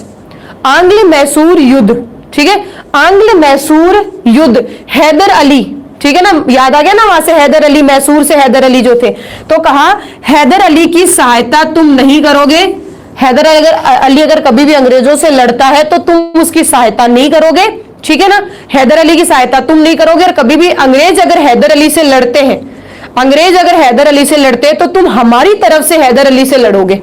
तो बोले ठीक है, कोई दिक्कत नहीं है। ये शर्तें किसकी थी? ये शर्तें थी किसकी? अंग्रेजों की, ठीक है ना, ये शर्तें किसकी थी? अंग्रेजों की। अब माधवराव मतलब अब आपके यहां जो मराठे हैं उनकी क्या शर्तें थी? मराठों की पहली शर्त तो ये थी कि रघुनाथ जो है उसकी सहायता कभी नहीं करेगी अंग्रेज, रघुनाथ को भूल जाओ। बोले भूल गए, कोई दिक्कत नहीं है। रघुनाथ को लगभग यूं कह सकते हैं सूरत भेज दिया था कि तुम वहां जाओ और तुम्हें 3.5 लाख वार्षिक पेंशन मिलेगी। क्या कहा?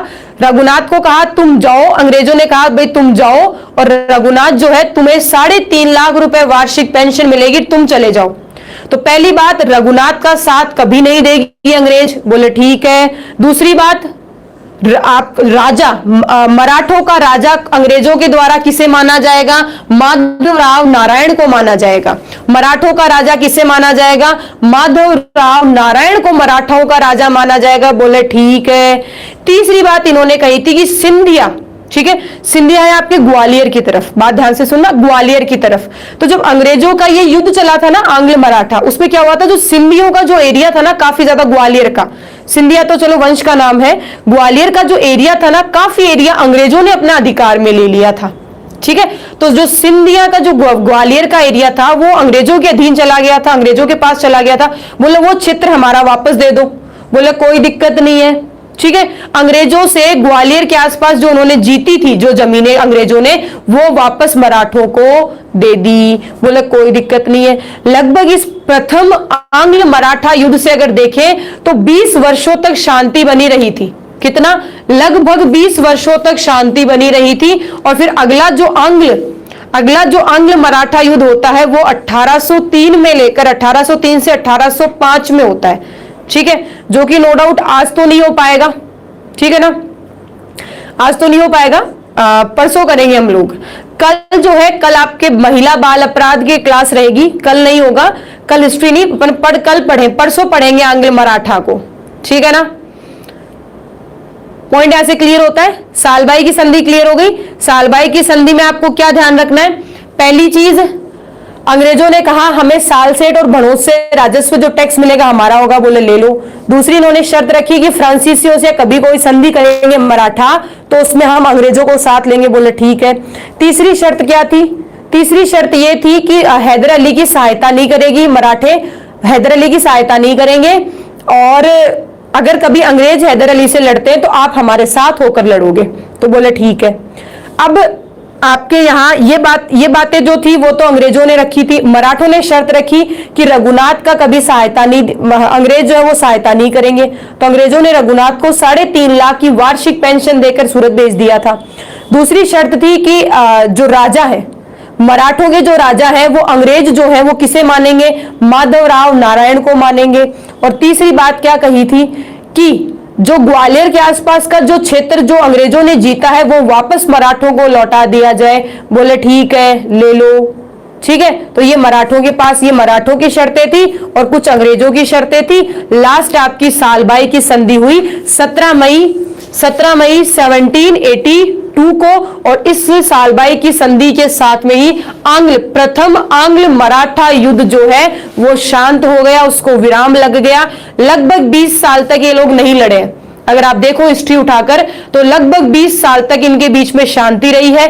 अंग्रेज मराठाओं के साथ में नहीं लड़े थे 20 साल तक, ठीक है, और उसके बाद में लड़े हैं। और फिर नो डाउट अगर मैं बात करती हूं तो 1802 1803 से लेकर 5 तक जो हुई है उसमें अंग्रेज ही जीत रहे हैं, और अंग्रेज जीतते जीतते लास्ट में मराठाओं को भी खदेड़ देते हैं और अंग्रेजों का शासन हो जाता है।